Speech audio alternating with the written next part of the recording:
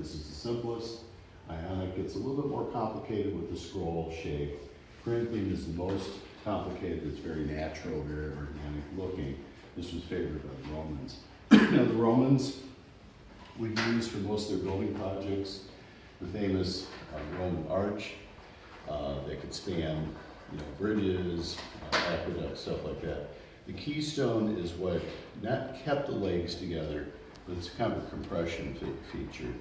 So you would see a keystone in that one. I grew up in St. Louis, so I remember when I was 12 in 1965, they had put the keystone in the gateway arch. There's a pretty good video on that.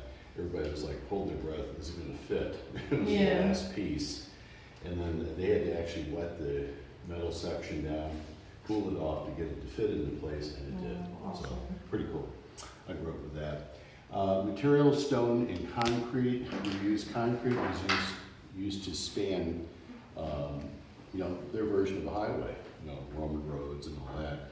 So we had aqueducts, baths, public buildings, of course, roads, as I mentioned.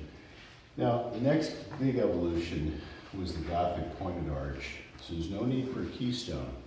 These are called corbelled arches here, meaning that you have dual legs here that are upright. The problem is, how are you going to support the weight of a roof? Well, the Gothic builders came up with the ingenious way called flying buttress. These are outside supports that would hold up the tremendous weight of a Gothic cathedral. That allowed the Gothic architect to build higher, get stained glass in there because the walls didn't support anything, the buttresses did. You didn't have a lot of pillars either. And lastly is your Stonehenge in England. Got a person that's visited that, which is cool. And we have what we call megalith, or large stone.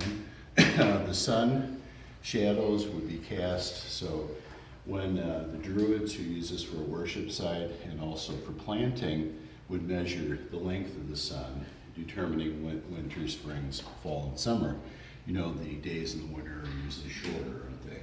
So the shadows would consequently be not as lengthy, or that type of thing. Like I said, that's a jet tour of architecture. Okay, thank you very much.